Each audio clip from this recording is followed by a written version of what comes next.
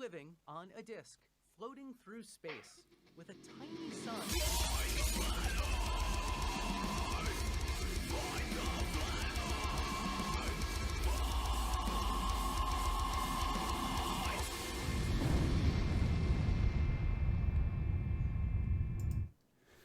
Hey, I'm Fight the Flat Earth. Welcome back to the channel that does to stupidity what Captain Janeway did to the Borg Collective. Today we have another Flat Earth debate from Multiperson 3414 and Why You Are an Idiot. Again, so this is going to be fun. So yeah, I'm going to try and have a live stream with no technical difficulties, although I've probably just jinxed that. But let's just get straight into this. I'm going to let them both take 5 minutes to introduce themselves and raise what points they're going to be talking about, and then we just get into a back and forward. Everyone should know the deal at this point, and I hope you all enjoy. Which one of you would like to go first? Let him go first. Okie dokie. Right, just take 5 minutes, introduce yourself, and tell us what you're going to be talking about. Is that my cue? Yes, Multi, yes, that's go, you. Yeah. go. Okay. Hello, I'm Multiperson3141, or Multi, I guess. I'm an undergraduate physicist at Alfred University, and the 10 points that I'm going to be bringing up are parallel sun rays, the Coriolis effect, the rotational effect, refractivity, sun size, opposing seasons and temperature distribution, magnetosphere and aurora positions, star positions, flight paths, and Occam's razor. Okay. That's all the time I really needed. Perfect. If that's all you want to take with the 5 minutes, that's fine. Why You're an Idiot, please take 5 minutes to introduce yourself and tell us what you're going to be talking about. You guys already know me. You guys know who I am. Okay? So I don't really need to explain myself. Just my YouTube channel is called Why You Are an Idiot. I've already been here twice. People know who I am. I've debunked Craig several times, etc. So we can get this started. Okay, cool. Let's just get on to the points then. I know, Multi, you have those 10 points that you want to discuss, so let's just get into it. Okay. May I request that Why You Are an Idiot goes first, please? You want me to go first? Yeah. Yes. That's fine. Okay, here. So on this Earth, I have a question because I had to talk about this because it's been on my mind for a while. But on this Earth, we have coal deposits inside the Earth. Okay, now coal deposits are usually because, trees or some type of formation, some type of living, creature or plants, etc., are usually stuck under the Earth, pressurized and heated. Okay, for however long periods of time, depending on how long you want to think it is. Sorry, give me a second. So there is a seam, not just one, but there are several just like this. There is a seam of coal, 10,000 miles long. It's about 200 to 300 feet thick. I want you to explain to me how that got there on your ball Earth. Okay. So, sorry, I'm just looking at my notes. So when you're looking at 200 to 300, you said feet of coal? Yeah, deep, like it's 200, 300 feet thick. Explain. Okay. Does it surround the entire Earth? If I'm correct, based off there's 80 different layers based off what I know. Now there might be more, but I know there's 80 from what I've studied, and they're spread out throughout the Earth.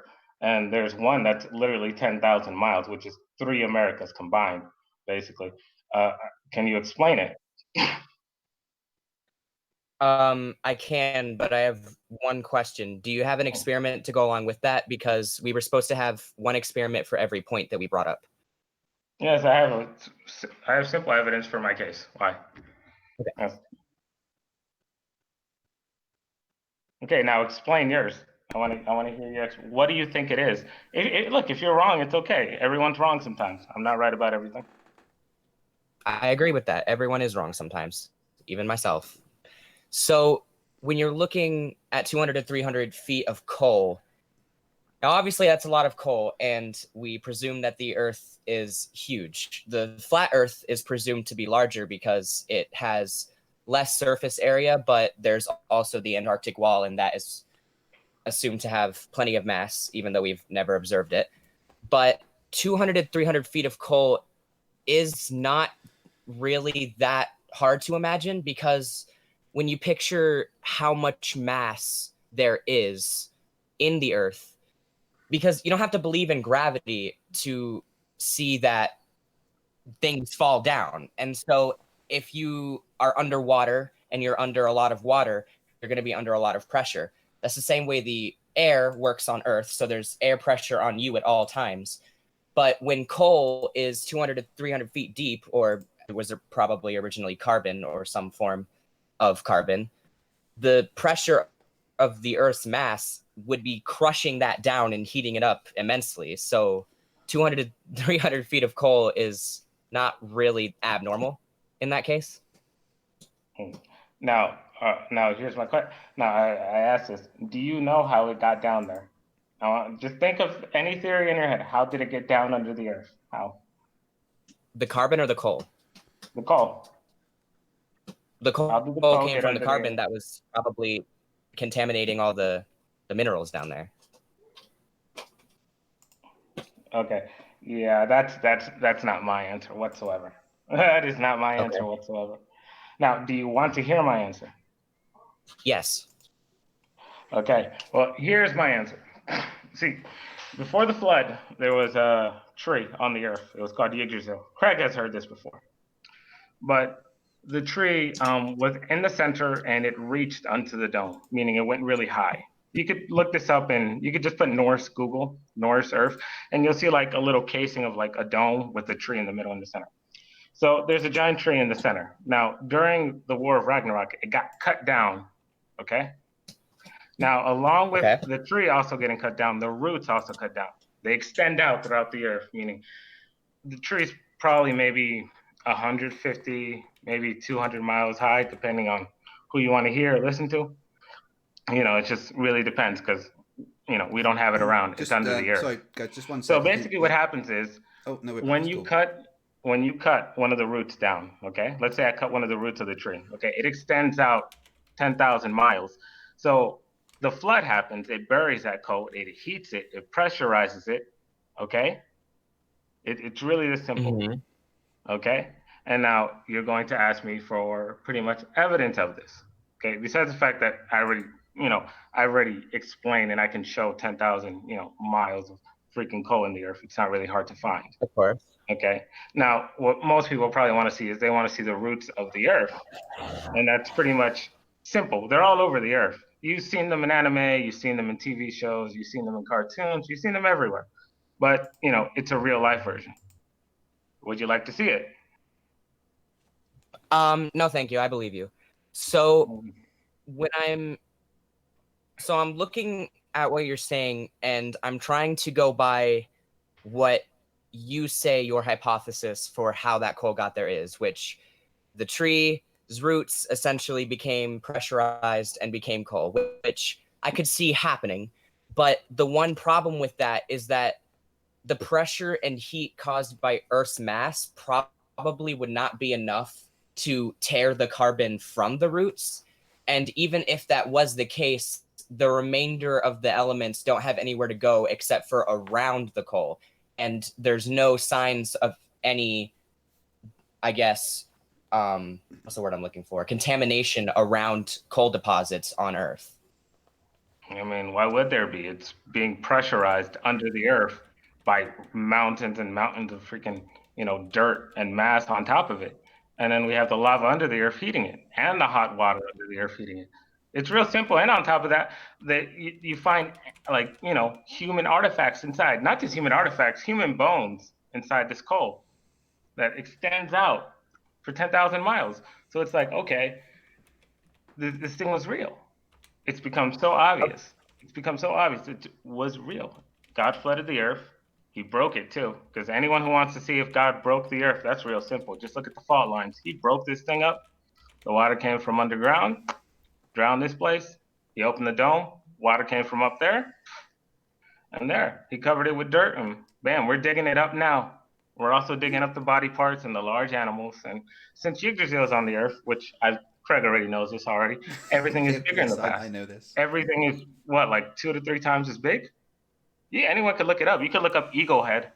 or like armadillo that's like the size of a car, that is literally like the size of a small car, an armadillo. So it's like, it's so simple. Okay, so All right, I now, have one. now, what's one of your questions? I want to hear this. I want to hear one of your questions. It's one more question about the coal. Is so if you take I guess, a container of dirt and you pressurize it with, I don't know, some sort of machine that you could have that would pressurize this dirt, and you crush the dirt and you crush the dirt, all those rocks and minerals are being torn apart to their elementary basics. And then you dig it up, basically. You dig up the dirt. The dirt is going to have the same elements. They may be torn apart, but the elements are still there. They didn't go anywhere. So of course, some of the dirt, yeah. If roots were pressurized by the mass of the earth, then the elements had to have gone somewhere, because coal is pure condensed carbon. So all of those elements that were in the roots had to have been spread around the coal, which we don't see. It wouldn't matter either way, whether you think it left it or it stayed, or it went a little bit over to the left or over to the top or over to the, it wouldn't matter. The coal's still in the ground. It would not matter. The coal's still in the ground. And that is a fact, without a doubt. So now I'm only going based off the physical evidence. I don't go based off conjecture or anything like that, or anything in my head that's just imagined. Like, yeah, I have beliefs that, of course, I can't prove, but when I do these debates, I only go for the stuff I can prove. And that's it. Mm-hmm. And I keep it simple, because what's the point of bringing something I can't prove and telling you, believe? No. Of course. I'm going to show my physical evidence for what I have and present it. And I'm pretty sure Craig is probably showing it. I'm not looking right now, but I wouldn't doubt if Craig is showing it. No, I'm not showing any of your physical. Okay, evidence. no, it's fine. I haven't seen any yet, but yeah. All right, you should have a question. What's one of your questions? It's not a question. I'm pretty much done talking about the coal. You've said what you've had to say, and I've said what I've had to say. Yeah, I know. So I know. What I mean like is one of your questions. Yes. Well, they're points. It's not questions. But anyways, the first point I'd like to bring up, and I'm sure you've heard this a million times, but I promise the rest will not be something that you've heard a million times, are the parallel sun rays. So when you go and look at your shadow when you're standing outside, your shadow is relatively parallel and real life sized. And the reason for that is because the sun is so ridiculously far away that we consider the sun rays parallel. And the experiment that I have to go along with this, I don't know the exact name of it, but you essentially take a pencil and a flashlight, and you shine the flashlight at a 45-degree angle about a meter above the pencil, which should be standing up vertically, and you walk away with the flashlight.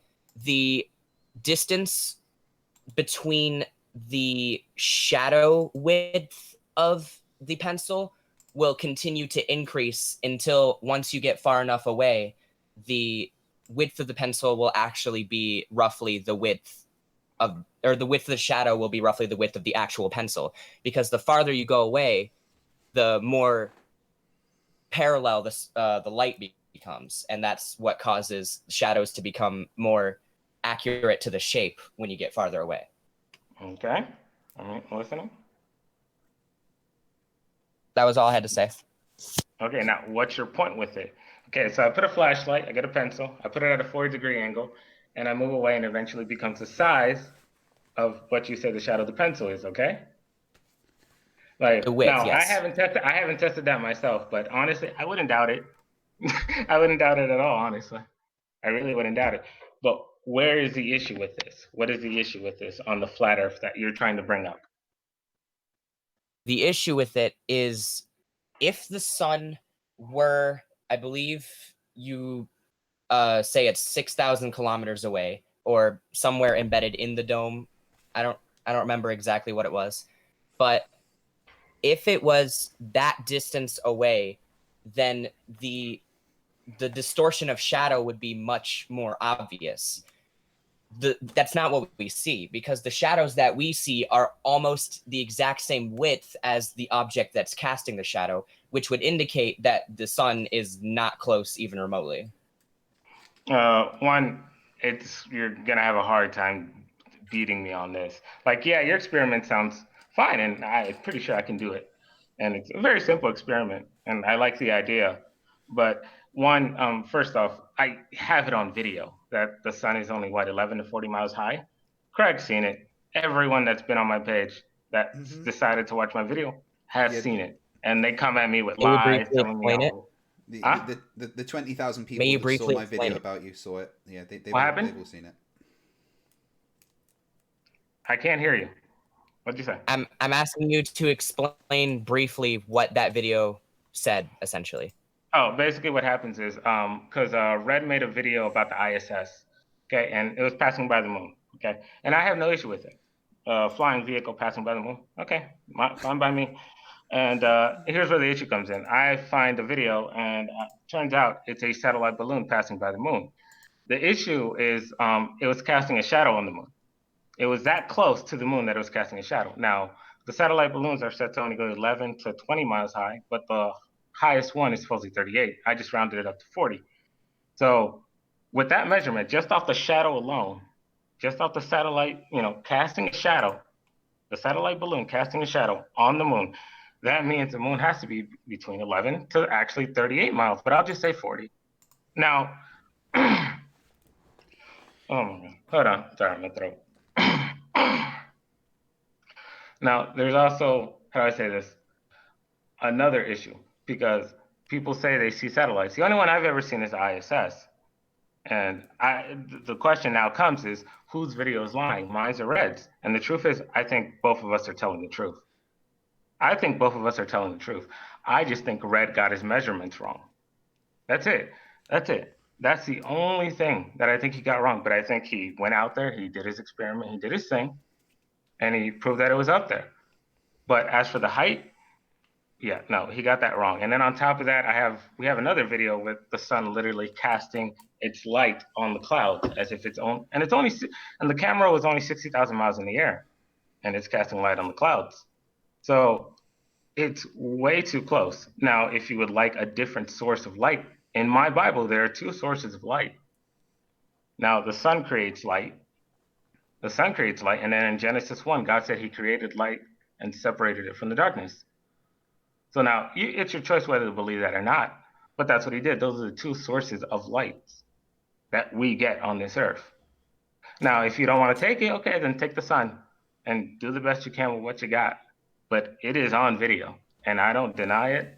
I stick to my word, and I'm going to keep it. If something changes and I find out it's fake or something, sure, I'll drop it. But up until now, people just talk, and people try and mock me or try and say some stupid shit that means nothing to me. Either physically prove it to lie, or guess what? You're wrong. You're going a little off topic. Huh? No, because what you wanted to know was the light to the parallel. Okay, and you're saying it can't be if the And we sun's started that talking far. about what people believe. Yeah, I know, but you're saying if the sun is that far, it should not be able to create what you would call that 45-degree angle of light, just like you did with the pencil experiment and the flashlight. Well, I'm telling you that it literally can. One, because of the two sources of light, the sun and the light that is created without the sun. Okay? There's two sources, Okay. but if you don't want to believe in the first one, okay, use the sunlight and do what you can with it.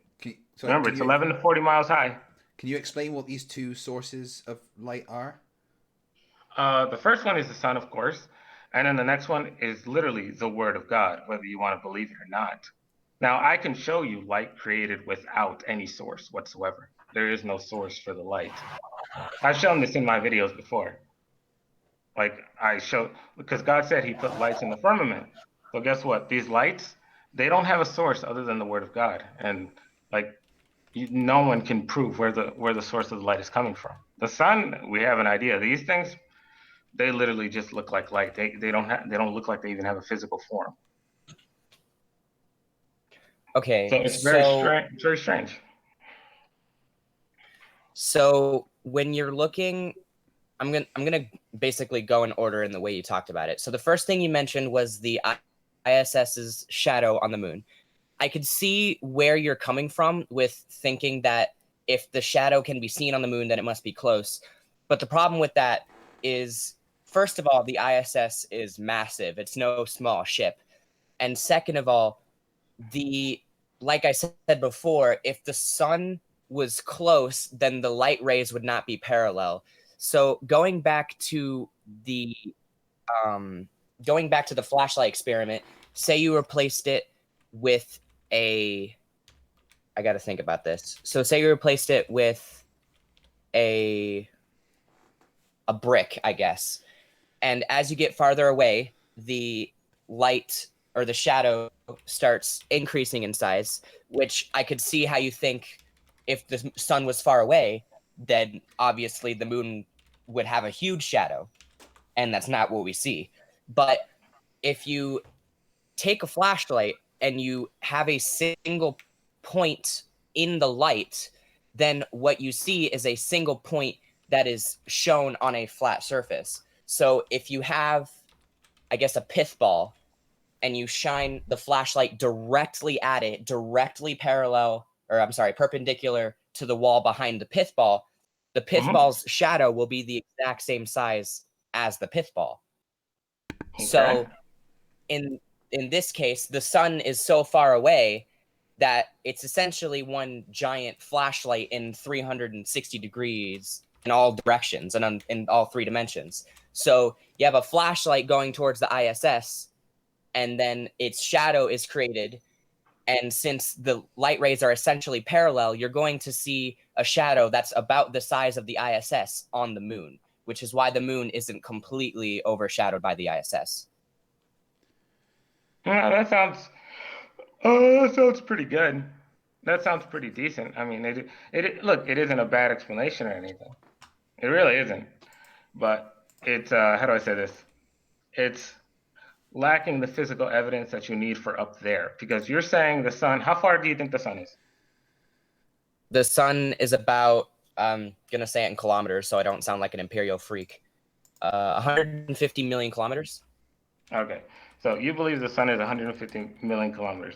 Now, what you're saying. Okay, what you're saying. Talk.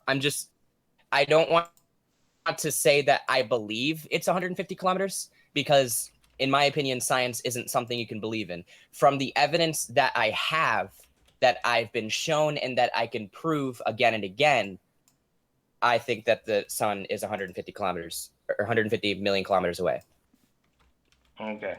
Well, you think it's 150. You think it's 150 kilometers away. Okay. Now, do you have anything you can send up there to be sure it is 150 kilometers? Because I have I already have 2-3 videos like this showing that the sun is close by. Do you have some type of physical evidence, video, of sending something up there? I don't care if it's a globe. It could be another globe head. Sending something up there to go check himself, see how far the sun is, etc. Do you have something to actually say, okay, well, even if it's not completely accurate, at least I got a decent distance. Well, I don't think it's this much. Maybe it's this far. Because right now, okay, I have an estimate. I don't even know the exact height. I have an estimate between 11 to 40 miles, and that's based off video evidence.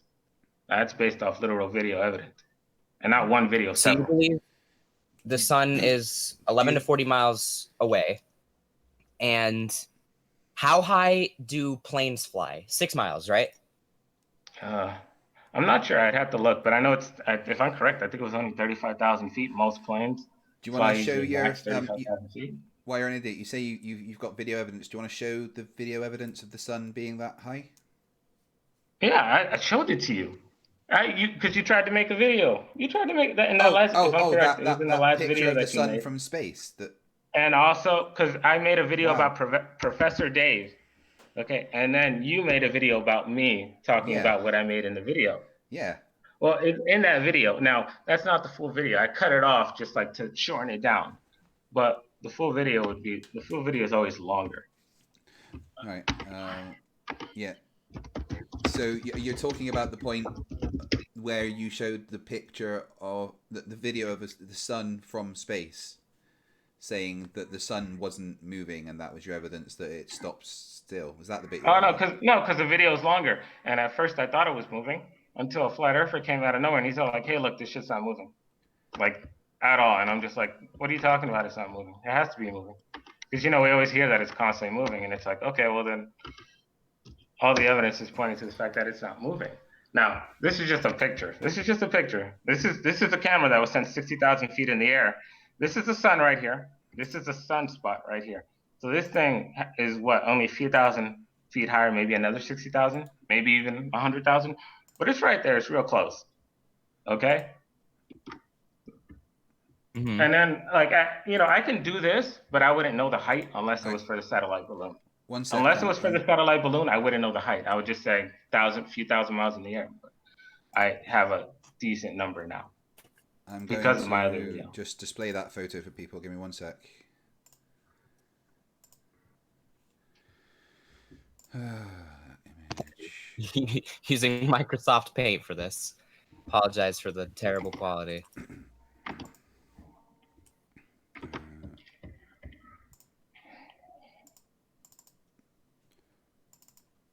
Okay.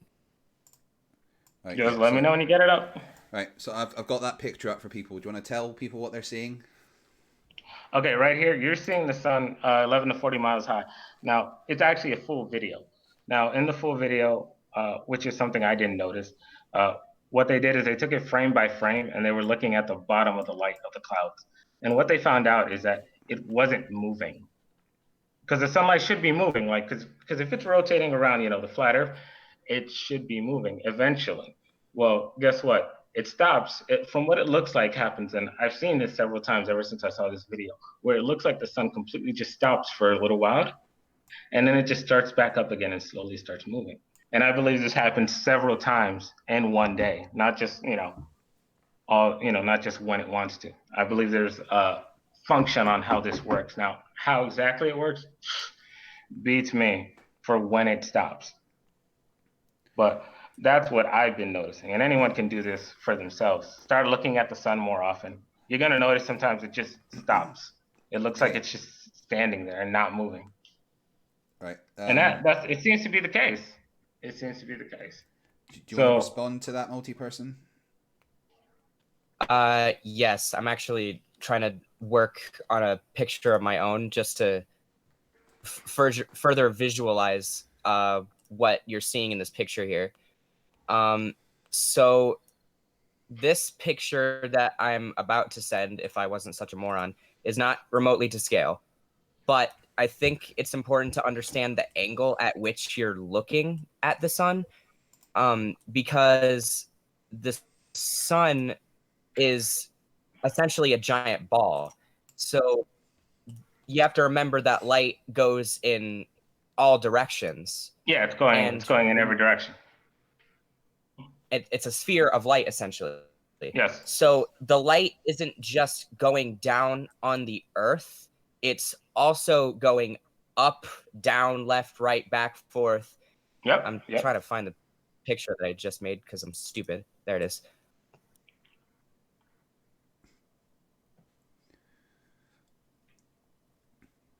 Are you sending it to me on Discord or?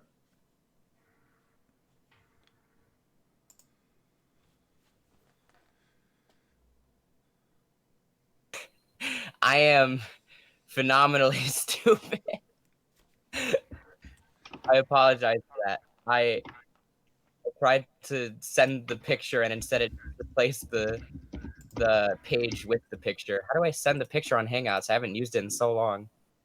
Just send me it on Discord and I'll display it for people. Oh, okay. I apologize for that. That was really dumb of me.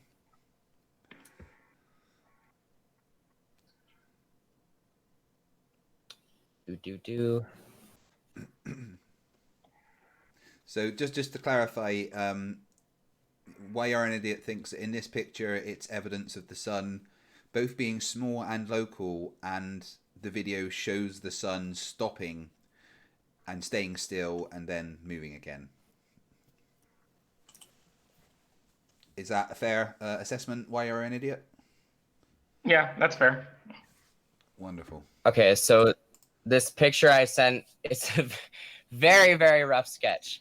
But what you're looking at here is, since the light travels in all directions, the light that the camera is picking up is light that is essentially going straight towards the camera. So the fact that it sees that spot must mean that there's light coming from that spot.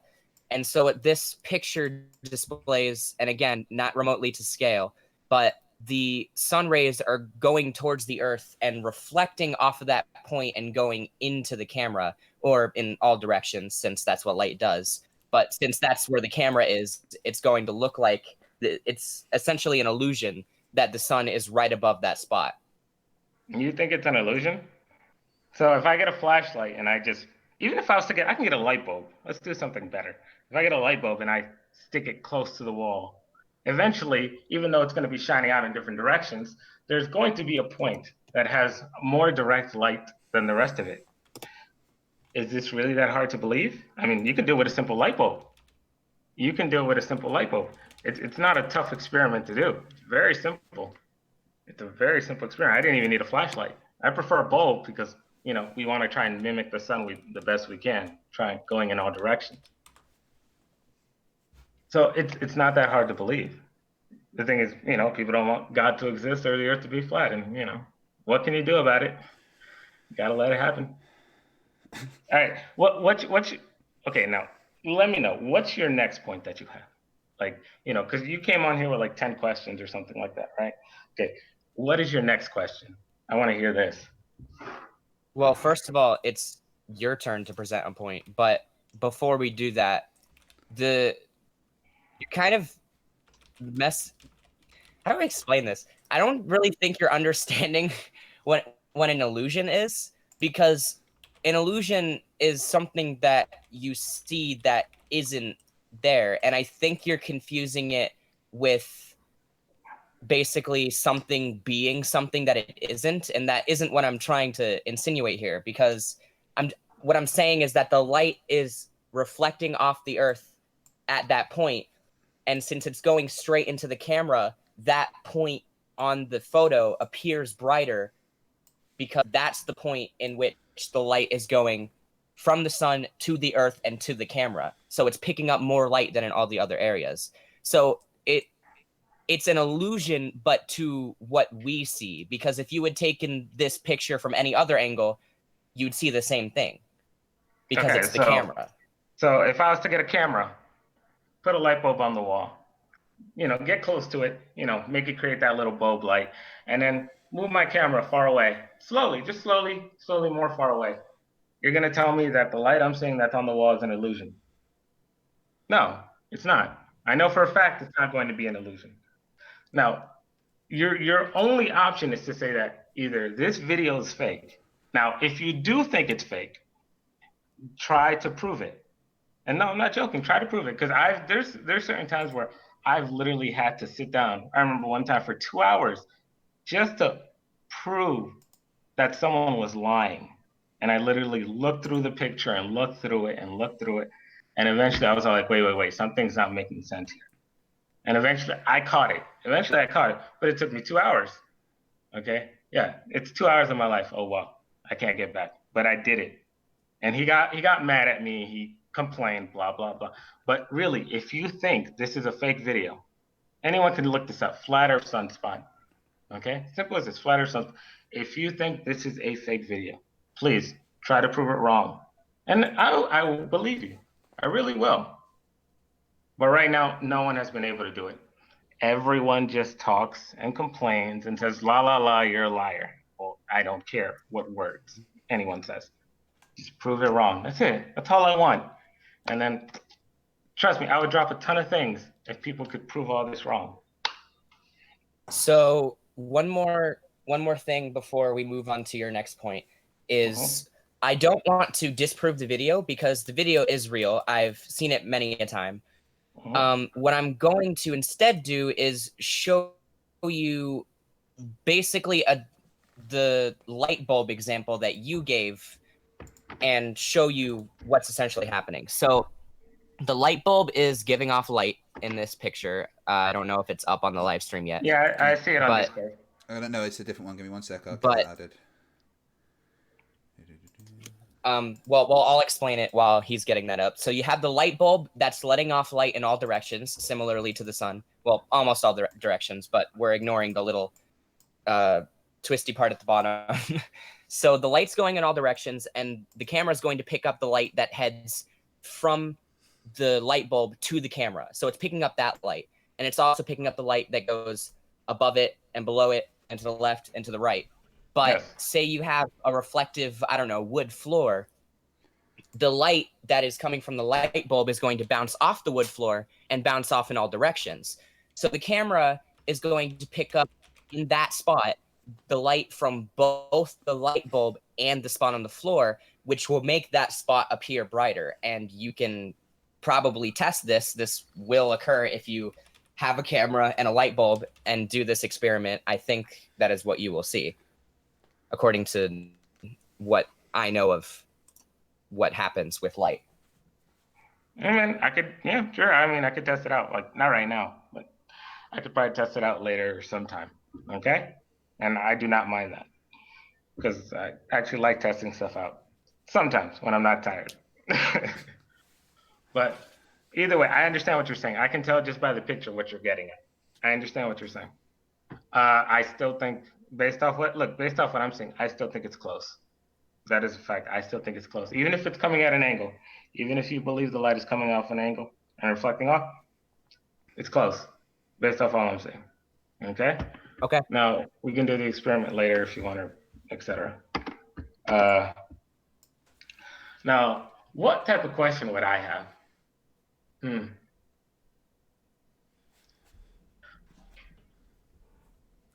Let's see. Okay, here.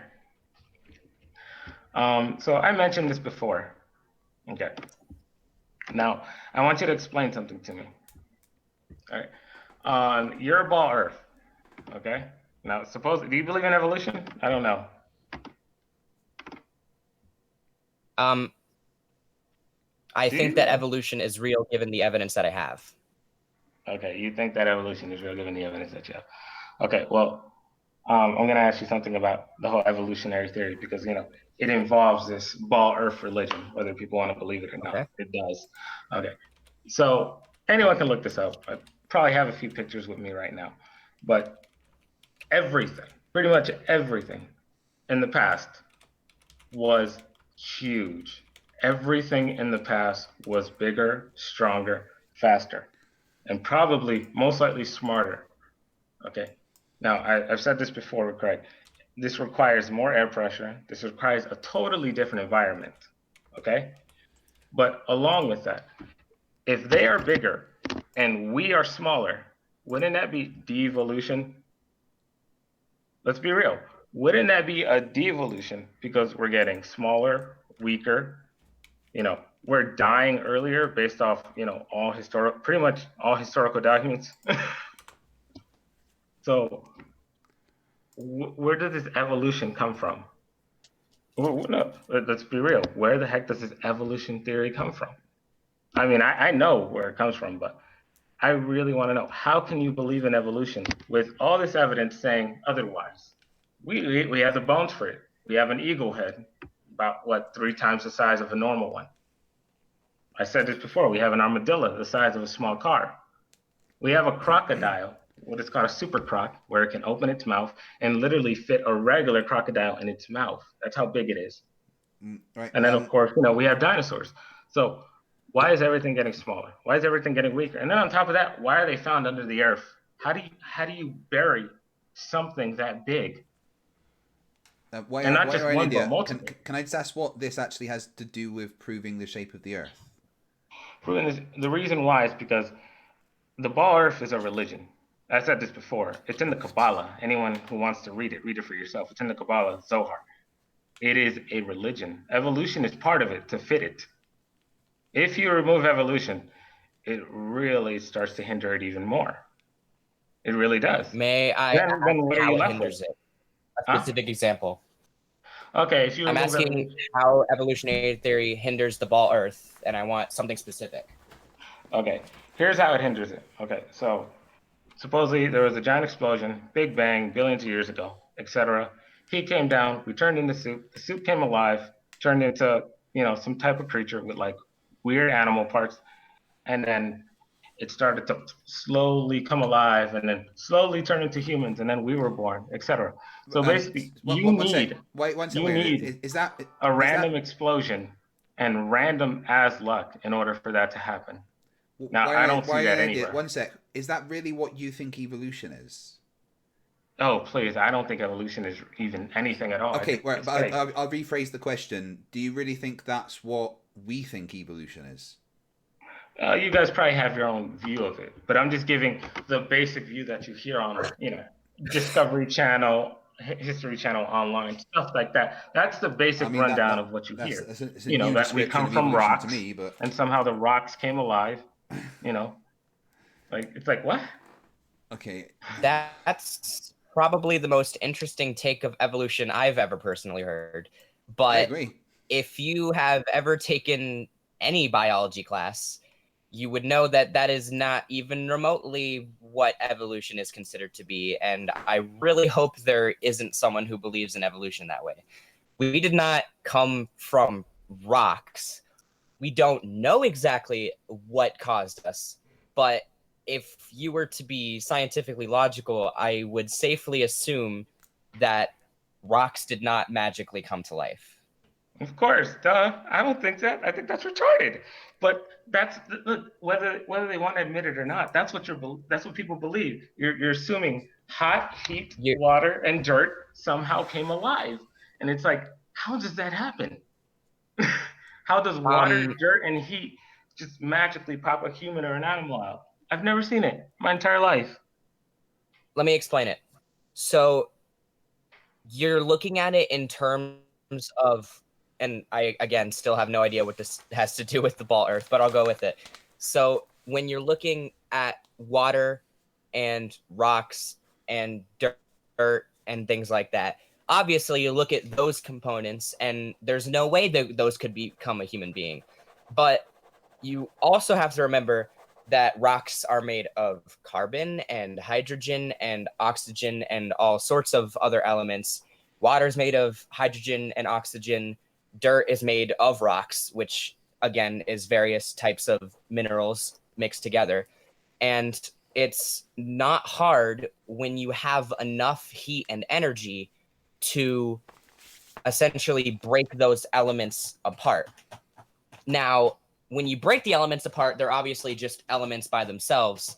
And that does beg the question, where on earth did life come from? Because even if you had all these elements floating around, how would they magically come together and make life? That's a question that we don't really have the answer to. And the best hypothesis that I can give you is having something to do with the primordial earth and essentially how devastated it was by weather, and that weather could have been catastrophic enough to stir up some sort of decomposition and recomposition of rocks and minerals and water and such. That's the only hypothesis I can give you, because I, again, not no scientists really know where life came from. Wouldn't it be easier to say that we are created, just like everything else is created? Like, the computer you're using, the mouse you're using, the, modem you're using for your internet, etc. Pretty much everything in your room is created. So wouldn't it just be easier to say, okay, we're created. Let me try and figure out if God's real. Let me try and figure out what God is real. Let me actually, look through these books. Let me actually read them, and try and figure out what the heck is going on. Wouldn't it be easier to say that? To say like, hey, look, there might be a God. It might be true. Let me look into this. But you don't want a God to exist for some reason, which is weird. Like, you didn't even have a choice in your own existence. I want you to never forget that. Neither did Craig, not even me. Not a single one of us had a choice in our own existence. We were pretty much forced here, okay? So what makes you think you had a choice in God's existence? Now, you have a choice on whether you believe God exists. That is a fact. But you do not have a choice on his existence. It's that simple, because you can't even decide your own existence. What makes you think you're going to decide God's? No, it's not going to happen. There are people in India right now, you don't even know. You don't know their names, you don't know who they are. They exist. And there's more going to be coming into play still. So it's one of these things that I'm just like, it's really not that hard. Okay, the earth is flat with a dome. God exists. Okay, let me figure out what God wants, what he's like. Let me start reading through these texts. Why is that so hard? Why is that so hard? I can actually explain why that's hard, and this is going to be the last thing I say on this point because we kind of diverged so far I know. from the original purpose. But basically, and I'm going to save most of it for later since one of my points actually revolves around this, but the way that we formed science, it was made to be essentially foolproof because we aren't allowed to say something is a fact. We aren't allowed to say for a fact that the Earth is a ball and that there's a giant ball of plasma 150 million kilometers away. We're not allowed to say that because we have to continue investigating and add to basically the parameters that say that those are true. So in science, nothing is true. It's just true until proven false. So when you're looking at when you said it, wouldn't it just be easier to say, okay, maybe there is a God and maybe the earth is flat? It would be easier to say that, but it doesn't mean that that's the truth because I could say, hey, you know what? There's a giant spaghetti monster in the sky and I'm going to worship him. I can say that. It's easier to say that, but that doesn't mean it's true. Okay. I understand what you're saying.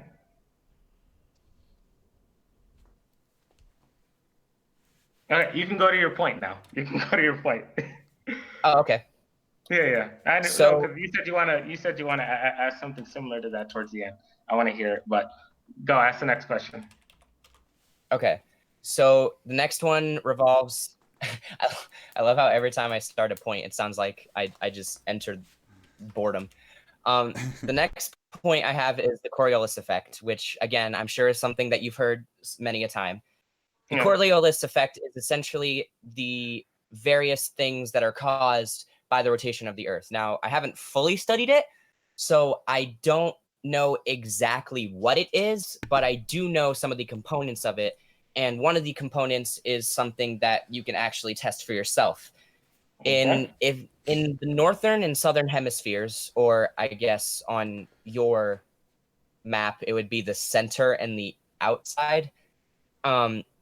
You have varying effects with how fluid works because when you look at hurricanes, you know, are giant storms that take over the planet, but we call them different names in different places. And the reason we call them different names in different places is because they actually are different.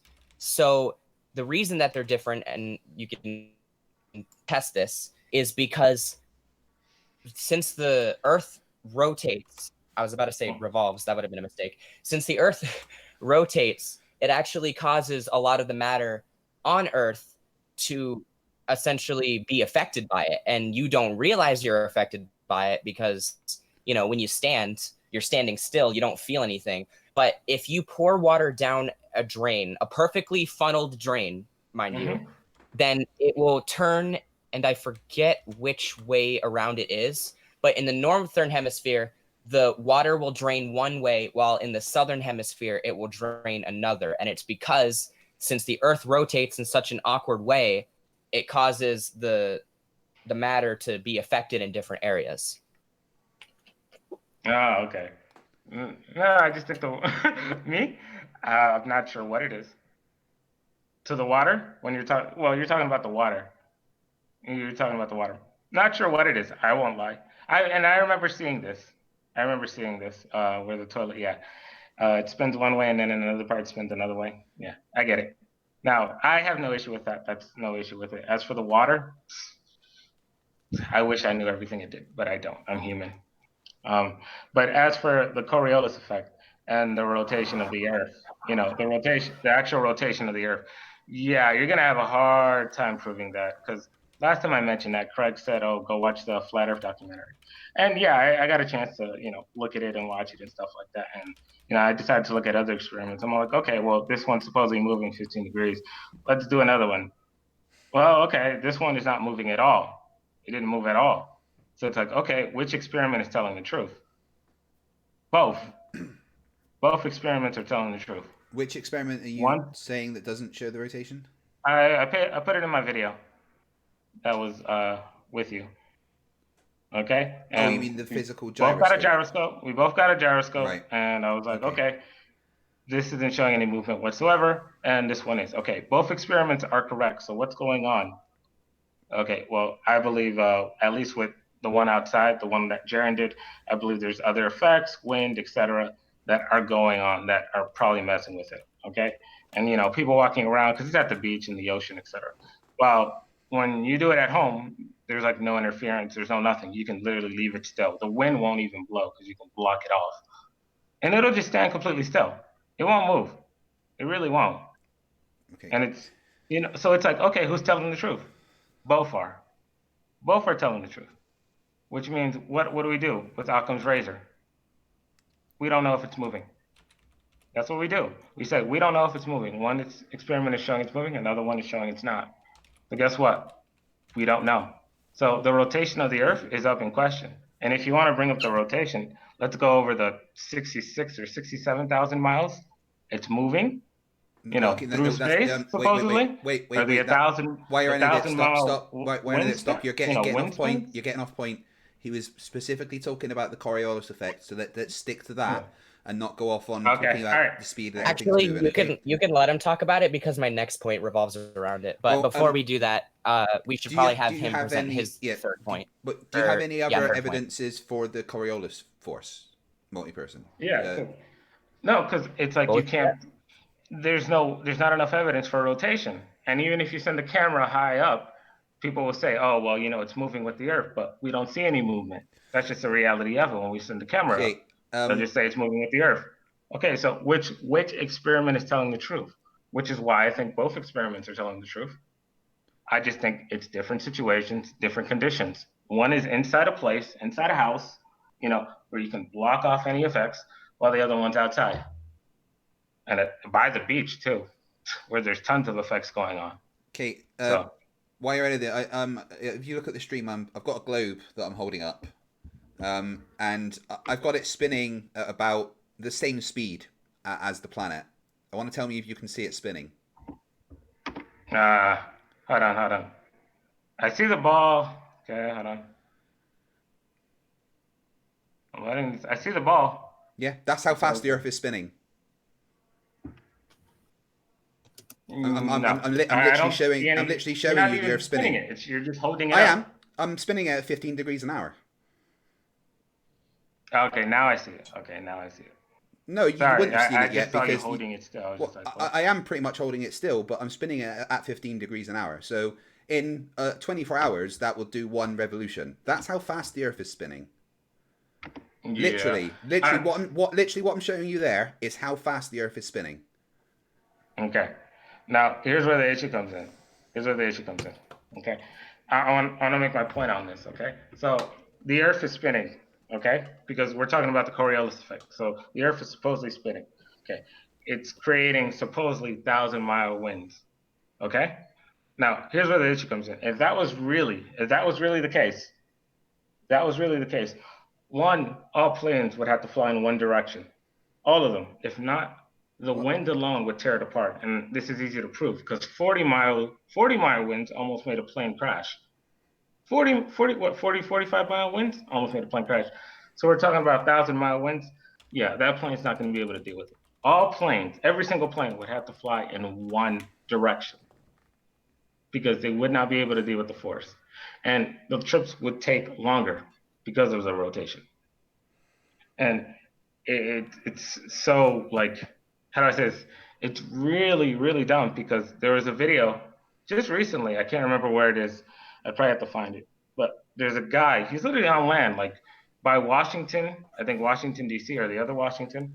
and he's walking around, and there's 100-mile winds, and the 100-mile winds are pushing him back.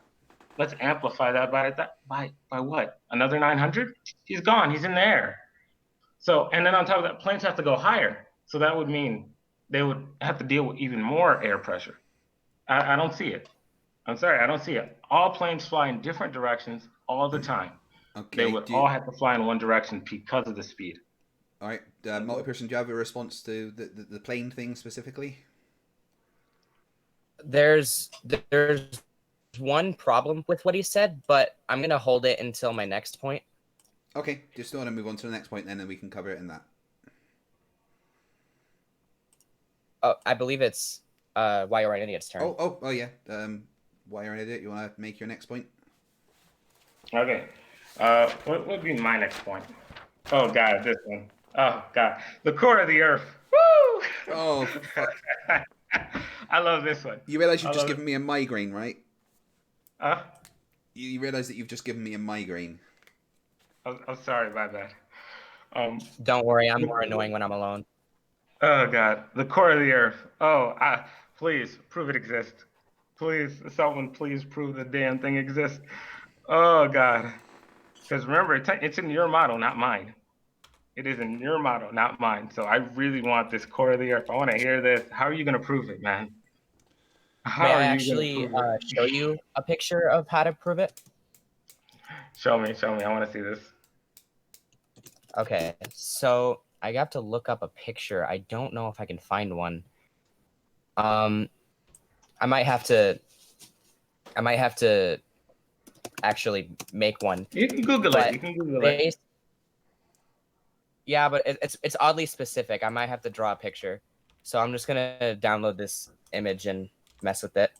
So basically, may I know one of the reasons why you think the crust or the core does not exist? Okay, several reasons. One, the core does affect gravity. Craig, I don't care. I can see your smile. No, it affects gravity, whether anyone wants to say it or not. People like to say it doesn't, but it does. I have enough evidence stating otherwise, saying that yes, it does affect gravity. That's Guys, one. was I horrible That's in a okay. past life or something? What did I do to deserve this? Okay, Someone send help. but all right. So one, gravity.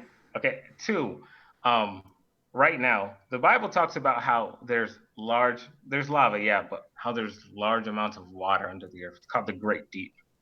And right now, what's happening on the earth? Deserts are literally breaking apart, are cracking open, and nothing but water is coming out. Nothing but water is coming out. So if my theory is correct and God is telling the truth, not saying there isn't lava under there, but it's mostly water. It is mostly water. And then on top of that, how are you going to prove a core? No one can see it. No one can dig 4,000 miles. No one. We got what, eight? I said this before. We have 16 miles. That's it? Not even 1%? So guess what? We're stuck with this position of, well, it exists, but we can't 100% prove it. You just have to believe it because, this is a religion and we want you to believe our religion. No, I'm not going to believe that religion. That is a religious belief to believe the core of the earth. Okay, it is a religious belief whether people want to believe it in or not. You can't prove it. Okay, I'd rather just say it doesn't exist. It's really that simple. So I actually you can actually probably prove it as well. I'm going, and again, I couldn't find an exact picture, so this will not be remotely Use what you got. physically correct. But basically, hold on a sec. I'm trying to open the file. Lost somewhere. There it is. The way we know the crust exists is because when you send a sonar, which essentially is some form of, and I don't know which one, but it's some form of an electromagnetic wave, we send that into the Earth. We send multiple of them to make sure that we're not getting skewed results from having one specific part of the electromagnetic spectrum. And we send it into the Earth. And what we notice is that rather than the signal coming up to somewhere near where we sent it, it actually reverberates to a completely different section of the planet. So the reason we know that there's a core is because of the refractivity of these electromagnetic waves and how they essentially refract on each layer of the core. So not only do we know there's a core, but using this device, we can actually figure out how many different layers there are, their size, and their composition. Okay, you done? Then let me know when you're done. Okay. I'm done. All right. Let me speak. My turn. All right. So one, because last time when I did a debate with Kennedy, I kind of let him get away with it because I wanted to try something. I wanted to see what I could do with it on my flat earth. But this time I'm not. One, that's a drawing. That's a fact. Second, let's say you go down 16 or 8 miles, okay? And you scan, okay? How far do you think that scan is going to reach? Do you really think that scan is going to reach 4,000 miles? No, I'll tell you this right now with a fact. It's not going to reach 4,000 miles. It might reach a few miles at that. A few. That's it. A few miles at that. But 4,000 miles, you are insane. It's never going to happen. And it's very easy to prove. It's not hard to prove. Proof you have that waves cannot travel that far? No, it's not that waves can't travel far. It's just that our scan can't scan 4,000 miles. From, let's say, from your point in your house, you think you could scan 4,000 miles? No, you could probably scan maybe a few miles max. And that's the reality. Well, I'm talking to Fight the Flat Earth on a Hangouts video call, and he lives in the UK, and that's plenty of miles. Yeah, I know, but we're talking about waves underground. Okay, now you can but probably, there's still waves. I mean, The we only can feel the difference is that waves. instead of talking about the ground, we're talking about the air. What? The only difference between what we're doing now and the underground waves is that the waves that we're using to talk are electromagnetic waves that are going through the air up into the satellites or whatever, in whatever satellite, I don't know where it is, but it's going to the satellite and then it's going back down to the UK where Fight the Flat Earth is. This is no different. The only difference is that A, it's a different type of electromagnetic wave, probably a stronger one, and B, it's ground. That's really the only difference between the two. Okay, my difference is that everything that I believe when it comes to this, I believe it's all ground based. It's all cable based because there are long cables going through the ocean, and I mean across the ocean, not like across a bridge. I mean like across the literal ocean, which is just insane to me. And there's pictures of it. There's pictures, and they don't even deny it. They admit it. They admit, hey, we put large cables into the ocean. We're extending it out, and it's like, okay, maybe that's what's happening. We're getting our cables, and everything's connected, continent to continent. And it's not satellite, and it's not electromagnetic wave based, and everything's running through cables. Because it's real simple. I could have a storm right here. One cable falls down, there. My internet's gone. It's happened several times. Several times. So it's like, okay, it has to be cable based. It has to be. It's the only thing I can think of. And right here I have cables. So it's like, it's just common sense to me. It's cable based. And I don't believe what I believe is I believe there's only what I would call balloon satellites. And I believe they're kind of like, well, I don't really know what they're doing, but I'm just going to assume they're mapping out the area. That's what I believe. But as for, orbital satellites, at all, not one bit. I believe they literally make a fake, ISS, a fake plane, fake whatever, and they just fly it, just to show people. They have the money to do it. 50 million? Freak, man. And that's like a day. So they have the money to do it. They have the money to fake it. So right here, you cannot prove the core exists. Even if you use, your waves graph for the Earth, it will only go so far. And that's just common sense. That's just common sense. It will only go so far. To think it will actually go 4,000 miles, please. Look, unless you think it's way closer, unless you think the core is way closer. If you do, let me know. But give me an estimate if you think it's closer, maybe 3,000, maybe 1,000, maybe 500, etc. But then if you do that, you'd have to, how do I say, shorten down the Earth's size, make it smaller. So that already causes a problem. But it's up to you. If you really think it goes 4,000 miles, be my guest. The so here's the problem. There's many, but to start off with the first one, the cables across the ocean. Mhm. First of all, there are some, but they don't go across the entire ocean because they can't stand up that far, especially with hurricanes and such. They would tear down those lines in an instant.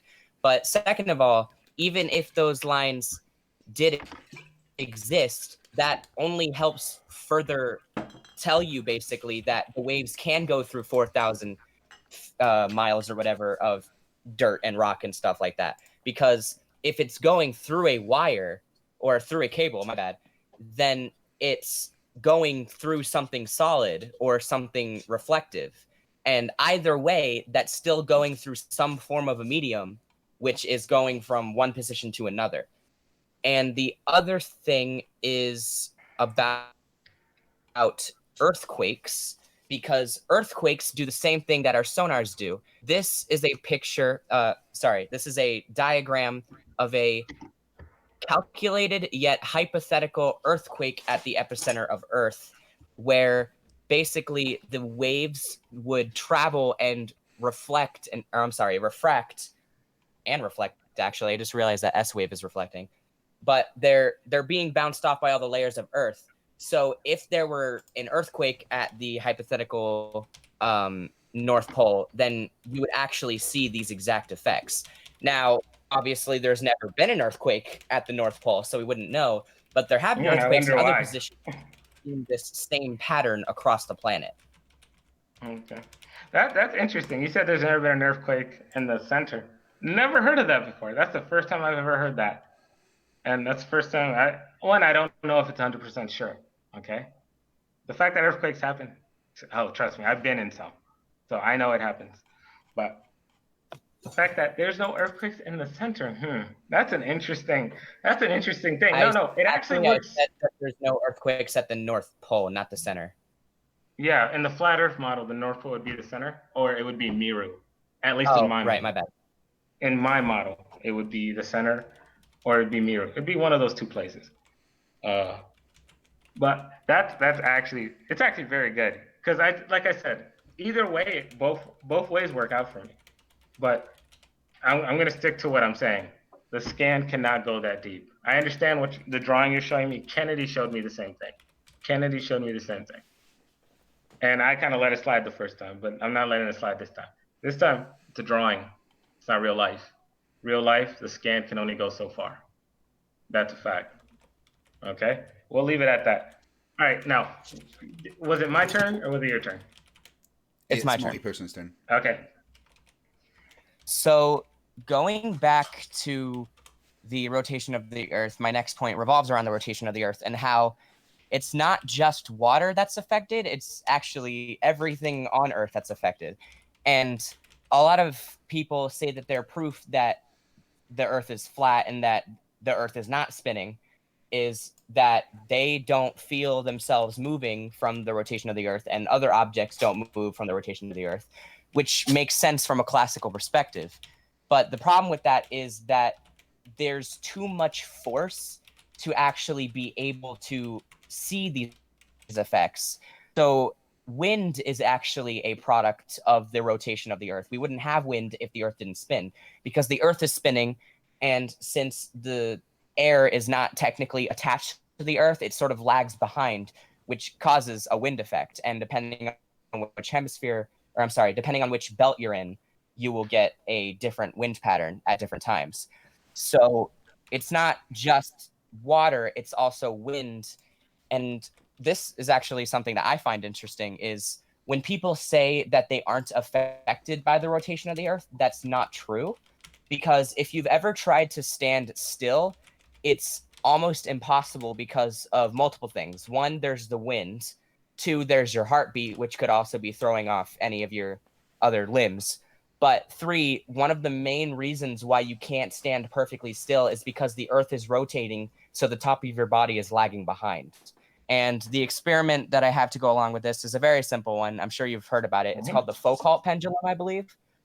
Oh, It's okay, just yeah. a pendulum. Oh, yeah. And if you let swing, it'll continue to turn, and that's the experiment that goes along with it. Yeah. Yeah. Oh God. Yeah, I remember. I don't remember all the details of what Eric Dubé said about this, but he brought it up. He brought it up, and he made a good case for it. I can't remember what it is, but he made a great case for the fucking pendulum and how it's like it proves nothing. Someone would have to probably go look it up. You know, he has like hour-long vids, 2-hour-long vids, stuff like that. It's probably somewhere in there. But oh god, please no, don't bring up the don't bring up the focus pendulum, please. Please do bring up the focal pendulum. You want to know why? Because it's basically the same thing as bringing up the gyroscope experiment. You're basically saying the same thing. Okay, this one's moving. Okay, this one's moving. Okay, these ones aren't. Okay, so then we end up at the same cause. Like, who's telling the truth? All right, while you're at it, can I ask you a question? Do you know why mechanical gyroscopes are less likely to show the rotation of the Earth? Do I know this? Yeah, because there's a reason why with mechanical gyroscopes it should show. Well, somewhat. Eventually, that's what if I I was leave asking. it there a whole day, it should eventually just move on its own. Eventually. And I promise you, I can leave it there a whole day. Let me just explain to you that with a mechanical gyroscope, unless it is incredibly large and frictionless, it's not going to really register the rotation of the Earth because it has things like friction to overcome.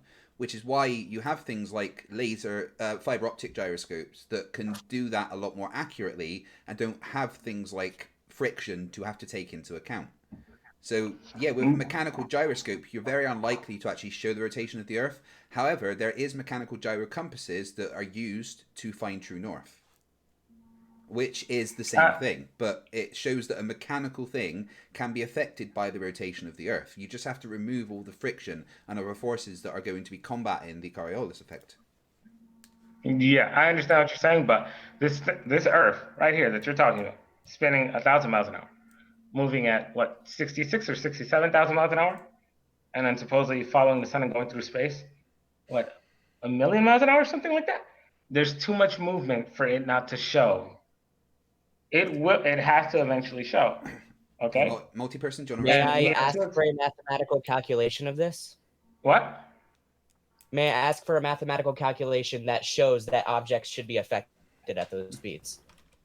Really? Really? You think objects shouldn't be affected at 1,000-mile speeds? I'm asking. I want you to think about. I want you to think about what you're saying. I want you to. This is just common sense. You run, and you're not even that fast. A person can usually run what 10, maybe 8, maybe 15 miles max an hour. That's about it. And you can feel it. That's just you running. Imagine something moving 1,000 miles an hour. Yeah, trust me, it's gonna fall off. People have literally been on like those little carnival rides, you know, and literally something has broken off and the person goes flying. So guess what? But this is just common sense. I'm asking if you have a mathematical proof that objects should not be affected by these speeds. No, I don't do math. I only do physical evidence. I'm not a math person. Okay, that's all I had to say. Yeah, Craig knows this. Yeah, yes, I do. I'm not getting involved in the debate, but there's one thing I want to say about maths, and is that maths is really the only language that is capable of explaining the things that we try to talk about in these debates. The English language is simply not suited to explain the nuances of science, which is why mathematics is needed to be able to explain and understand what is actually happening. So that I just wanted to get that out there. But carry on. Funnily enough, I'm actually writing a book, and one of the chapters is about how math. Oh my god, my cats are going crazy. About how math what? And about how math, while we see it as the universal language, may not actually be the universal language, because we use a system of 1, 2, 3, so on and so forth. But if we had a different way of representing our mathematics, then the way that we view the universe could be entirely different. I just thought that was an interesting parallel. Yeah. Well, how do I say this? It's not that I don't think math works, but I think it has a limit. That's Fair me. enough. Meaning, like, basically, the more basic it is, the easier it is to understand, the better it is. The more complicated you get, the more I'm just gonna toss it away. Not because I can't look into it to try and understand it. It's just that, here, I'll give an example. Quantum physics. Please, someone show me quantum physics, like in reality. You know, like dark matter. You know how people talk about dark matter? Never seen dark matter in my entire life. Not a single one of us has seen it. That's kind of the point of dark matter. Only the people that say, "Oh, I Well, looked no through one here has. and I That's saw the dark point. matter." Well, it's not, And I not saw really. dark matter. Dark matter isn't really anything to do with it with this conversation, but the No, point no, of no. dark And matter then is no, no. Then they wait 1 sec. The point of dark matter is that we can see based on our observations that things happen that can only be explained if there is something else causing the gravitational pull. Now, we can't see anything. We don't know what's there. We suspect that dark matter is non-baryonic in nature. It's maybe some kind of undiscovered subatomic particle, but we don't really know what dark matter is. But dark matter is an explanation for the gravitational effects that we can't explain, and the fact that it must be like 85% of the universe's mass to kind of explain what is going on. We don't know what dark matter is, so nobody has seen dark matter. Nobody can show you dark matter. At the moment, it is something that we are still trying to understand and even discover. So to just say no one has seen dark matter doesn't really say anything, because no one would see dark matter based on our current understanding of what dark matter is. We don't even know Yeah, what it because is. dark That's my matter point. is an hypothesis. Yeah. It's not Yeah. it's not a theory. Yeah. We're Okay. trying to So explain the gravitational it's effects of the universe that we see. basically, dark matter is a belief based off no evidence whatsoever. It's a blind faith belief. That is a fact. Well, That no, is religious. Whether people want to say it or not, okay, that is religious. my debate. People who believe dark matter exists, that is a religious belief. It is a blind faith belief. And on top of that, most of you don't even have the No, equipment string to theory. even check. And then the people that do have the equipment say they don't know, but they think something is here. So it's like, this is religious. This is completely religious. This is blind faith. There's stuff I believe on blind faith because God briefly said. go over the difference between it real quick? No. Hold on, let me finish though. Like, here's the thing with the dark matter. They actually made a mathematical experiment for it. And they have the math for it. And I'm just like, you have math for something that you can't even prove exists. So is that math real? No, it's not. It's fake. It's imaginary. It's a belief. It's in their head. It's imaginary. It's not true. Why you're an idiot? So guess what? Why are you saw Professor Dave's videos, because you did a response to it, and in that he explained about the discovery of Neptune, right? How we saw perturbations in the orbit of Uranus, and we did some maths based on what we knew. We guessed that based on that maths that there would be a planet there, and then we looked at that point, and there was a planet where that math predicted that a planet would be. Is that not literally proof that the maths can describe what is actually happening? Oh, for me it's different. Look, for me it's different. Look, I just think they're liars. I just think they knew something was there the whole time. They're just now going to give it a name. That's it. They're just like, oh, what should we call it and what should we tell the people? But they knew it was there the whole day. Anyone can grab a telescope and see these things called Mars, Neptune, Venus, etc. Anyone can do it. Anyone can see it.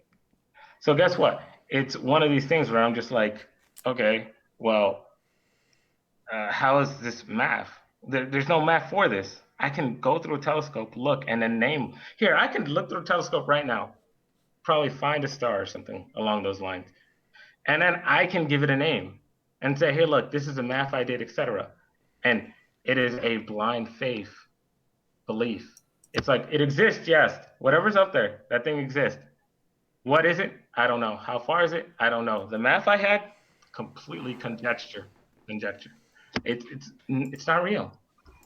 Meaning. So before we move on to the next point, I would like to briefly say something. One, Neptune was discovered in 1846, and the telescopes that we had at the time were not very advanced. So while you may have a telescope nowadays that you can buy for like $10 and see Neptune with, you have to remember that the telescopes that consumers can now buy on the daily are much more advanced than what we had in those days. And the second thing is the difference between religion and science is that in religion, you believe something blindly. You have no evidence for it. You just have the faith in it. Science, you believe or you think up something blindly that has no evidence, but then you rigorously test it to see if that's true, and that's the difference. Well, that's the difference. Okay, I understand. That's the difference for you. That's not me. You see that same concept that you apply to science? I apply the same thing to religion. When I look through my Bible, when I look through these religious texts, I apply the same thing. Okay, they said this happened. Okay, let me see where I can find it, where I can prove it, etc. And I can't do everything, okay? But I've done a ton of it, and it's very easy to prove, okay? Now, for your science, some of your science, not all, some of it, of course, it's true. It's fact. Some of it, of course, it's fact. But then there's other parts that are very blind faith belief. And I brought a few of them up already. There's a few here that are just blind faith beliefs that no one can prove. And that's just a fact. And it's like, okay, well, that is your religious belief then. And if I was to bring up the reality of it, like both of you, since both of you believe the earth is a ball, you believe the Kabbalah, because that's what the Kabbalah says. And guess what? Before all this science, or all this stuff they call science, the Kabbalah was here first. So guess what? You believe in a religious text that says the earth is a ball. And then I believe in a religious text saying the earth is flat with a dome. All three of us are religious. Every single one. Now, whose religion is more true? That's what it's going to come down to. Now, since I like to study religion so much, and I actually read through these texts and spent years looking through this stuff, I can supremely say, holy heck, yeah, my God is the true God. And I'm not even saying these other gods, Allah, Zeus, Odin. I'm not even saying they're fake. I'm saying they're real. I'm just saying my God's the real God. But that's a whole nother topic to begin with. Fair enough. So is it? Man, we went so off topic. I forgot what point we were even discussing to begin with. Okay. Do you want me to make a point? I guess. Maybe. Yeah. I think it's my turn actually. Yeah. Multiperson's turn. Let's bring up the next one of your points. So this is gonna be the last one that you've heard before. The rest are probably going to be a bit different, hopefully. But this one, and I'm sure you've heard it, is the size of the sun in the sky. Because when you look at the sun, it doesn't change size. And a lot of, I guess, casuals will be like, yeah, the sun doesn't change size because it's super far away. And that's true. But I think there's a sort of elegance to be had in actually testing it, because, and this is an experiment, but it's a very difficult experiment to rig up. I've only ever done it once. And I did it to analyze a star, not the sun. Well, the sun is a star, but when you take some form of a detection device and you direct it at the sun and you program it to follow the sun during the day, you will notice that the sun actually doesn't change size even remotely. It stays almost the exact same width across the detection. How do I say this? Yes and no. How do I say this? Yes, it stays the same size for a certain amount of time until eventually, it has to leave or come back, basically. Because we've all seen it. We've all seen it. We wake up in the morning, it's dark out, and then the sun rises, and it slowly gets bigger. It does change size, not like actual size change, It's just the whole perspective thing where it gets further away, it looks smaller, gets smaller because it's further away. And then, when it's closer, it's bigger. Like, that's just simple common sense. I have a mouse right here in front of me. I'm putting it close to my face. It's the exact same size, but as I move it far away, it gets smaller. That's all that. And yes, it does happen, but how do I say this? Not as much as people think. But I think you're half right in the sense of it doesn't change size for a while. You're right about that. Well, the point I was trying to make is that the sun doesn't change size even remotely at all. The reason it looks like it's getting bigger during sunrise or sunset is because of the fact that the sun's light hasn't had enough time to essentially obscure what the sun looks like. So the whole point of the rig that I was talking about to set up detecting the sun is you would need a rig that actually is able to autocorrect its exposure in order to avoid a difference in the appearance of its size. Yeah, you would need what's it called? I forgot. It was in one of my debates. God, I can't believe what's it called to block out the rays of the sun and to look at it in a better view? Solar filter. I do. There we go. Thank you. Solar filter. My bad. Oh, God, I'm boosted. But yeah, you would need a solar filter to get a better idea. And even then, it stays the same size for a while. And it's for some reason it only changes size when it's like leaving or coming back. It's the only time I've ever seen it change size. Like right when it's like close to leaving, it changes size. And right when it's close to coming back, it changes size. But then pretty much the rest of the rest of the day, it's the same size. So which is why I say yes and no. Because I can agree that, yeah, if I was to get a solar lens and all that stuff throughout the day, for the most part, it's going to stay the same size. It's only when it's like leaving and coming back. That's about it. That's the only thing I've ever seen, and I have video. I have video of this. Okay. Either way. All right. Do you want it to be my turn? Do you want it to be my turn? Okay. All right. Let's see. What can we do here? Because I got to think about this. I normally don't like using the horizon.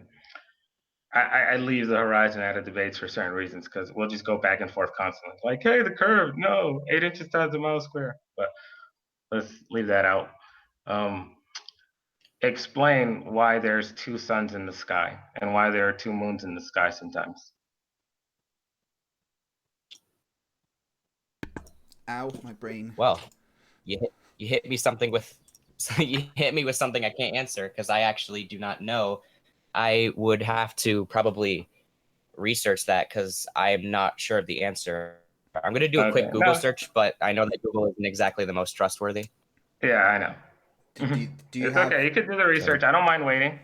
While you're at it, do you have evidence that there's 2 suns and 2 moons sometimes? Craig, I think you know what I'm talking about already.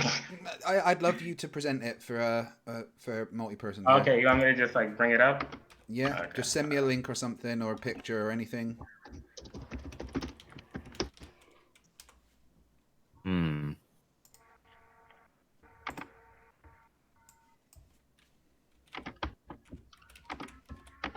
There you go. I'll just link it over here. Okay. I left it in Hangouts, so you can use it. Okay, one sec.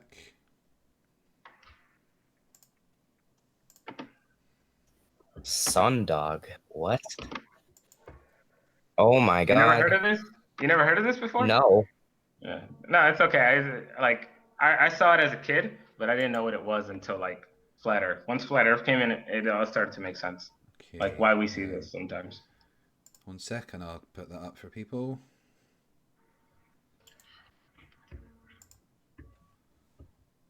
Oh, I have seen this. Oh my gosh, Yeah. I didn't know it had a name. Okay, so I can actually explain this. And the reason that I guess they're called sundogs, which is a pretty interesting name. The reason it happens is because the clouds in the atmosphere are sometimes positioned in a way where they can refract the light in different directions. So the thing about sundogs is that they're actually always happening, but you oftentimes can't see them because there isn't enough refraction occurring to make such an effect. So sundogs aren't really they're not like a temporary thing. They're always there, but they're just very rare to be able to see brightly. I don't know if that's a word, but Okay, that's your theory. Okay, now I'm gonna give you mine. Okay. All right. So, hypothesis. do you have a piece of glass in your house or something? Like, like you could just use your phone Yes. also. You can use your phone also. Okay. I want you to put the phone to your face and look at yourself. Okay. Okay. You can see yourself, right? Okay. Yes. Well, in my Bible, my God said He made the dome out of glass, a glass-like structure, a glass-like structure. So basically, since it's a glass-like structure, if the sun and moon are close enough, and there's the atmosphere is clear, and it's not giving off too much issue. Basically, that is the moon and sun reflecting off the glass dome. That's why you see two. And the reason you see three sometimes is because what's called sundogs. Basically, if I'm correct, it would go towards the curve of the dome, and it would hit a certain spot, and then it would cause what would look like three suns. I have it in one of my videos, and basically that's what's actually happening. That is what's actually happening. And if anyone wants to, Okay. So know about the dome, anyone can just look this up. Rockets hit dome. There's several videos on it. I can go. I think there's like 100 something rockets shot at the dome already, based off all the research. so the way that the dome is shaped, I assume you assume that it's shaped similarly to the I guess top quarter of a sphere, right? Yeah, it's called hemisphere for a reason, because it's called half a sphere, hemisphere. So half a ball, basically. Okay, so you think it's half of a sphere. Yeah, half of a sphere, basically. And then we're kind of like pets in a cage. That's what we're like. We're pets in a cage, and God's on the outside looking in, like, stop being stupid. Okay, so the problem with glass is that first of all, it really depends on what glass you're talking about, because there's I wish I typical knew. crown glass. There's I wish I knew what type okay, of glass. well, It's a glass-like structure, in but I don't know what general, type. in general, the index of refraction for glass is, I think, around 1.54, and if you take, it's actually pretty cool because I have another point that involves this, so I won't go into too much detail. But essentially, when you're looking at the reflections of the sun and the moon on a dome that's made of glass, it wouldn't work because the glass, no matter how thick it is, won't be able to essentially create a complete virtual perfect image of the sun or moon on such a surface. Yeah, I know. It doesn't even create the full version. If you look at the moon, it's like not completely there. It's like 70% there, and then the other half is like not completely there. And that makes perfect sense because the dome is curved, so it would only reach so far until eventually, because you're not gonna rub the moon and sun against it like you're not gonna do that. That'd be stupid. Okay. So it would only show so much, and not just that. You could there's a video online. I posted it up on one of my videos. You can watch the sun reflecting off the dome, and they both, as the sun is setting, they're both following each other at the same time. Meaning, when it starts to move down, it's following along with it, the other one. So, for that to happen, they have to be the same. It had to be the same sun. It had to be either reflection, or it'd be two suns in the sky that are connected somehow and they're falling, or going over the horizon, or whatever you want to call it. But the fact of the matter is as long as that's going down, the other one follows it, and they both go down at the same time. How can that happen? Unless it's actually off the glass dome. It's a reflection off the glass dome. And don't even get me started on the water above it. Okay. I'm doing some calculations. I'm sorry. Hold on. Yeah, that's fine. Look, I'm not gonna lie. I hate math. I really don't even like science at this point. But like, it's just one of those things. I think that's become obvious. Yeah, I'm not a big fan of science anymore. I used to think it was cool when I was young. Now I'm looking at it and it's like,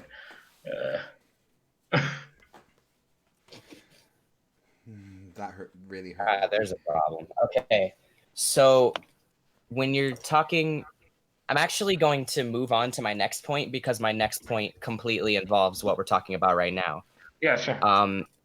So my next point involves the refractivity of said dome, because there isn't really, at least a model that you guys have presented, that would fit such a such a reality. So the first sorry, my brain's not working.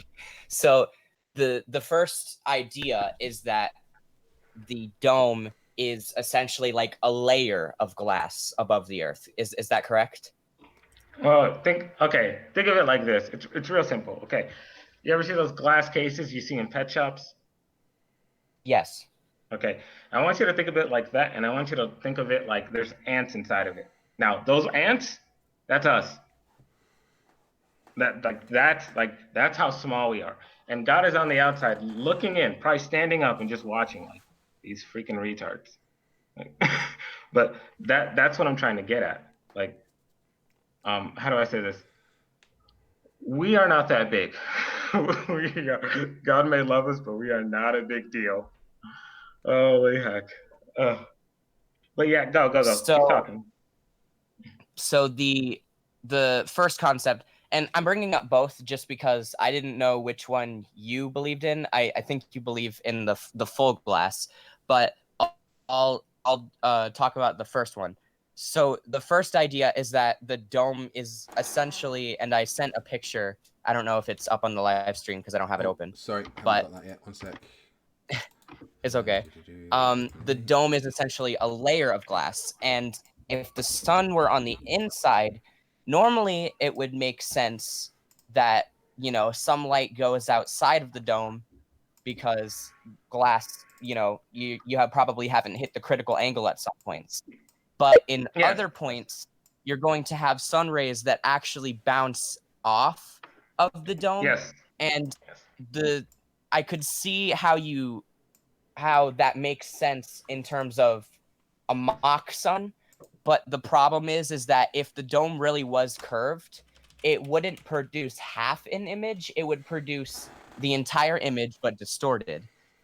And the second idea that I've heard is that, and I believe this is the one you think, is that the entirety of the earth essentially is a glass dome of some sort. And I've actually seen this really cool video of a flat earther who took the flat earth and put a glass cap on it, basically, and it wasn't hollow either. It was completely glass, and when he shone a light on it, it actually created a spotlight, like how flat earthers usually depict the sun. So essentially a spotlight of light that would circle around the dome, which makes sense, but one, the sun would have to be outside the dome, which is clearly not what most of you believe. Of course not. And two, the problem is that if it were all glass, then our atmosphere essentially wouldn't be able to act the way it does. So, obviously, we're not living in glass. That you don't see me, hitting my hand on glass. But assuming that it is technically a glass, as in it acts like glass, then the problem with that is the objects that reflect the other light wouldn't act the same, because if you shine a flashlight from the air to water, then it's going to refract a very specific direction. But if the entirety of the earth is surrounded in this ethereal glass, then if light shone from glass to another object, like say a plant, then light would act the same way that we see it act now. Yeah, but you're forgetting to take in the atmospheric conditioning.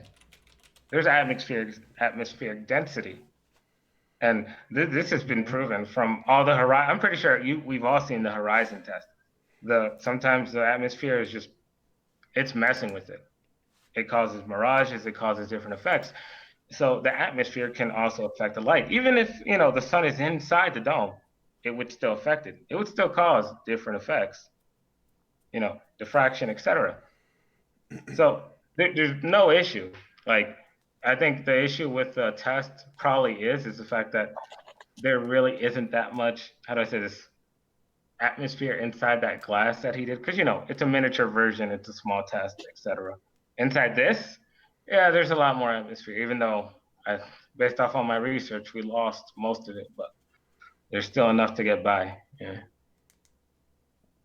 All right, guys. We've got So, about 10 minutes left before I'm gonna read out super chats and stuff. So, do you guys want to just go over any final thoughts that you've got on anything that's been brought up tonight? Okay, I'll let him go. I'll let him go first.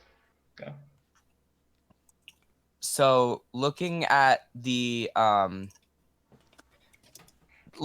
evidence that you presented, I'm actually kind of surprised that I heard some things that I've never heard before.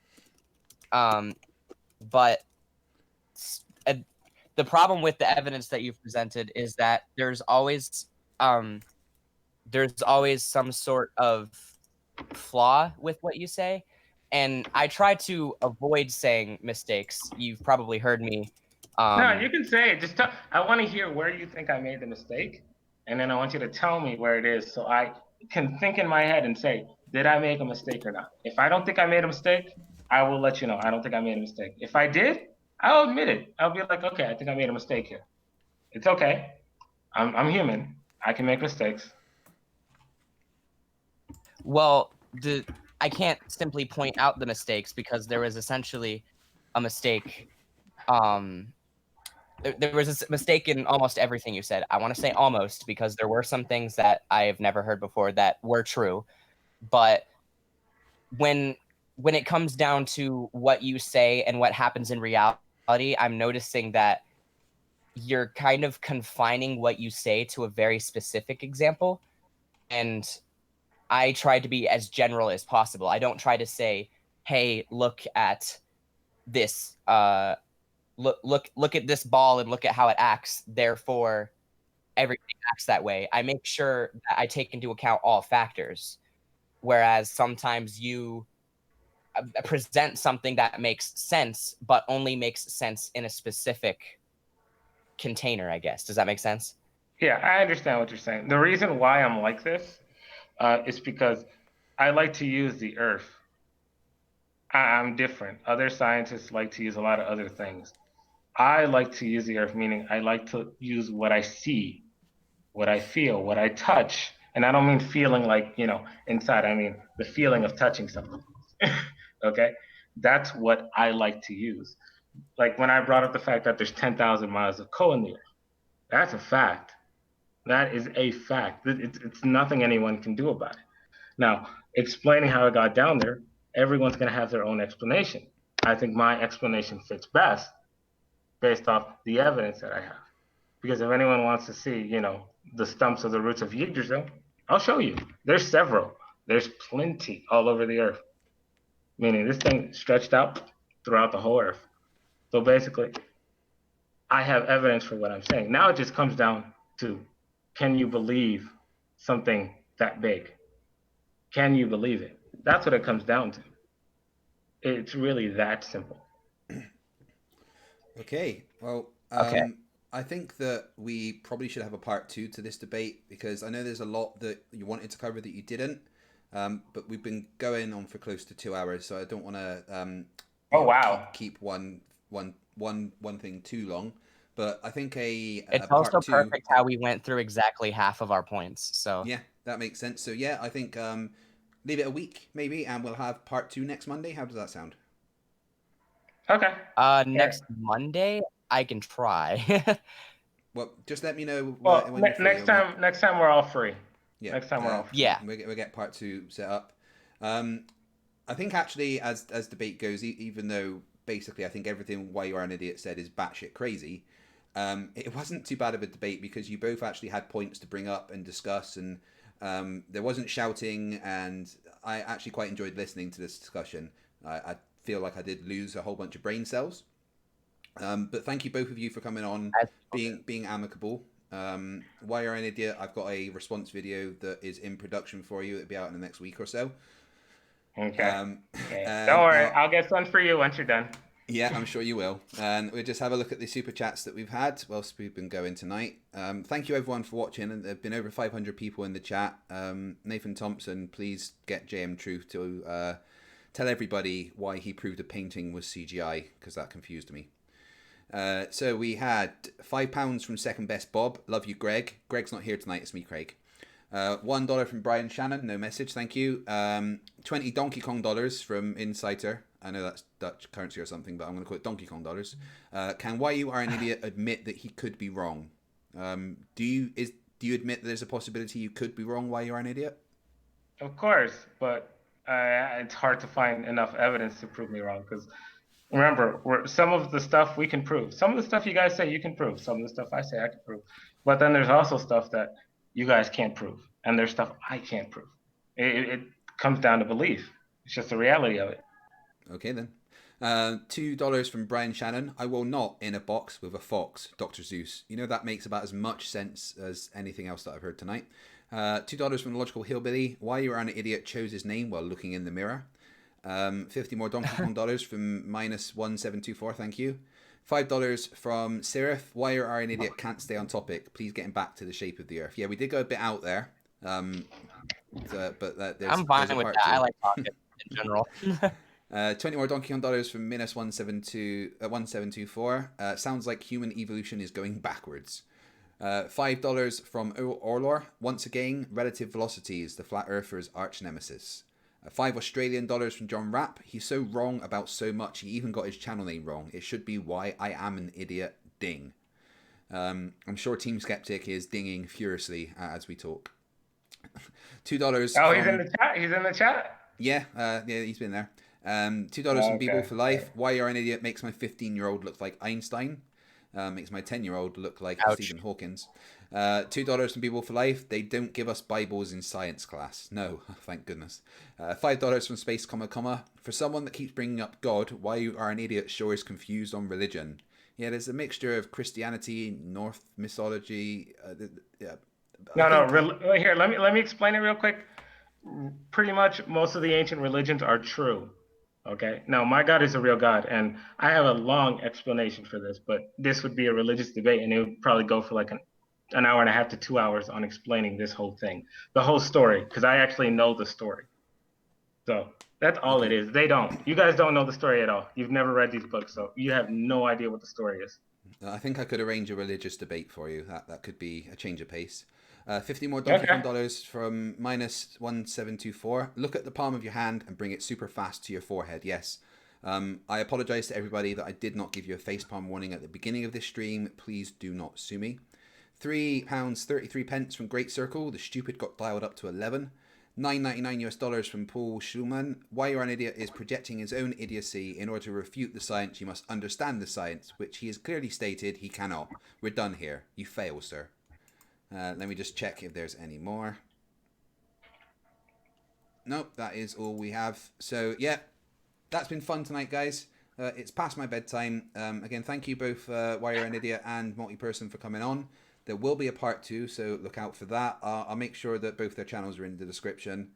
But for now, everyone, remember that stupidity is not a right. Fight the flat earth. Fight the flat. Fight the flat. Fight the flat. Fight the flat. Yay. Fight the flat. Fight the flat. All right, bye. We'll do this again, all right? Fight the flat. Fight the flat. Yeah, see ya.